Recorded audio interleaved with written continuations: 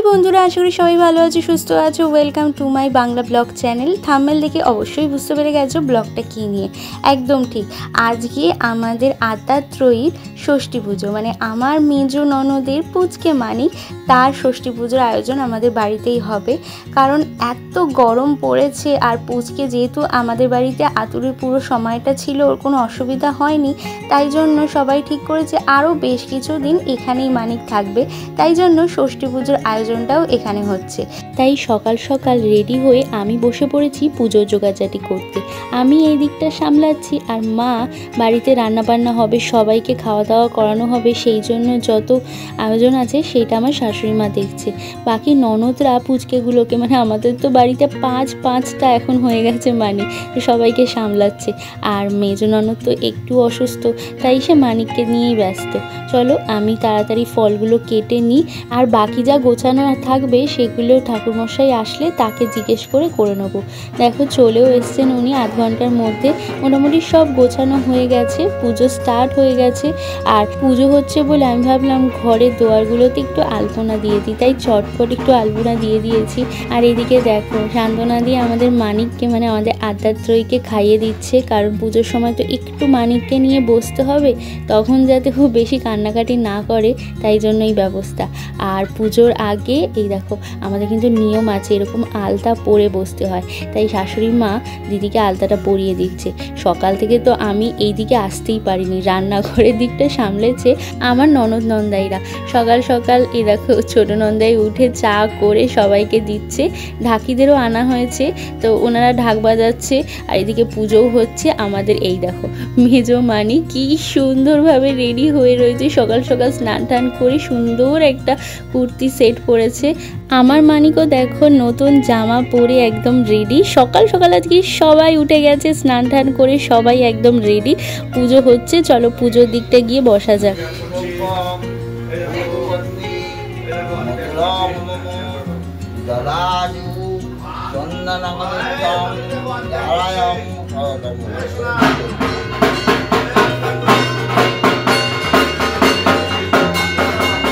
পুজো ঠিকঠাকই চলছে, তাই আমি চলে আসলাম যেখানে রান্নাবান্নার জোগাড়জাটি হচ্ছে সেই দিকে যদি কিছু করতে হয়।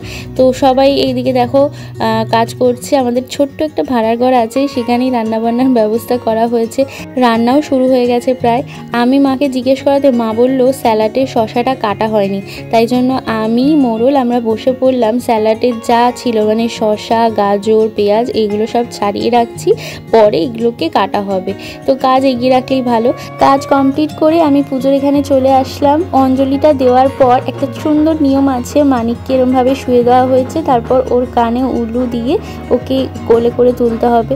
এটা কিন্তু ওর মা করার নিয়ম, কিন্তু যেহেতু দিদি উঠতে পারছে না মানে সেরকমভাবে ভাঁজ হতে পারছে না, তাই জন্য মায়ের কাজটা মামি করলো। কিন্তু এটা বেশ আমার কাছে একটা নতুন এক্সপিরিয়েন্স। আর আমাদের আদ্যাত্রয়ী পুজো চলাকালীন একটুও কিন্তু কাঁদেনি, চুপটি করে মায়ের কোলে শুয়েছিল।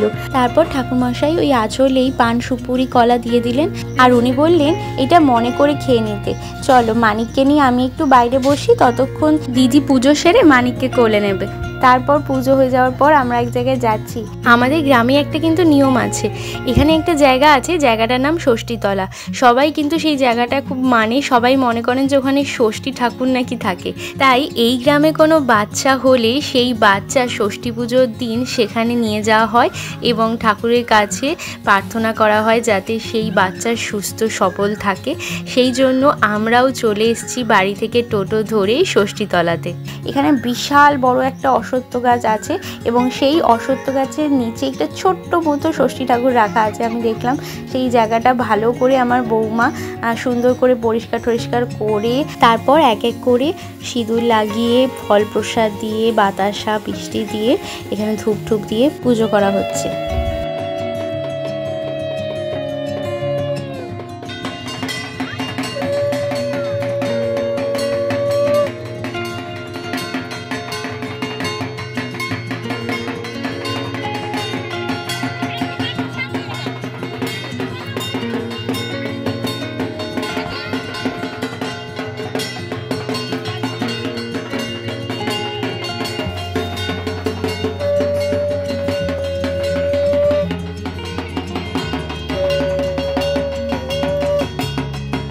পুজো চলাকালীন দেখতেই পাচ্ছ শাশুড়ি মা মানিককে নিয়ে এসছে এই ষষ্ঠী ঠাকুরের কাছে। মানিককে একবার দর্শন করিয়ে দেওয়ার জন্য ওকে সুন্দরভাবে এখানে শুয়ে দিয়েছে আর ঠাকুরের কাছে প্রার্থনা করছে যেন এরমভাবে সুস্থ সবলভাবে বেড়ে ওঠে। আমরা সবাই সেই প্রার্থনাই করি।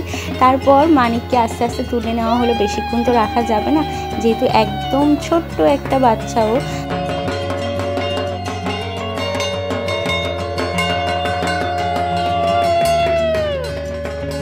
তারপর এক এক করে সব মানিকরা এখানে প্রণাম করছে।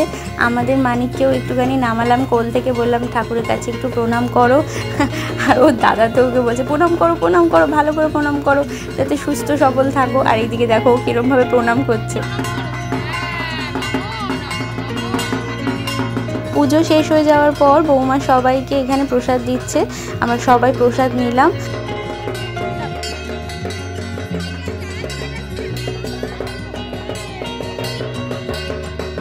আর যাওয়ার আগে আমরা ছোট ছোট মুহূর্তগুলো ক্যাপচার করে নিলাম। বাড়ি এসে চটপট প্রথমেই প্রসাদ বিতরণের কাজটা স্টার্ট করে দিচ্ছি। আমি, বৌমা আর আমার ছোট ননদ আমরা তিনজনে মিলেই কাজটা করছিলাম।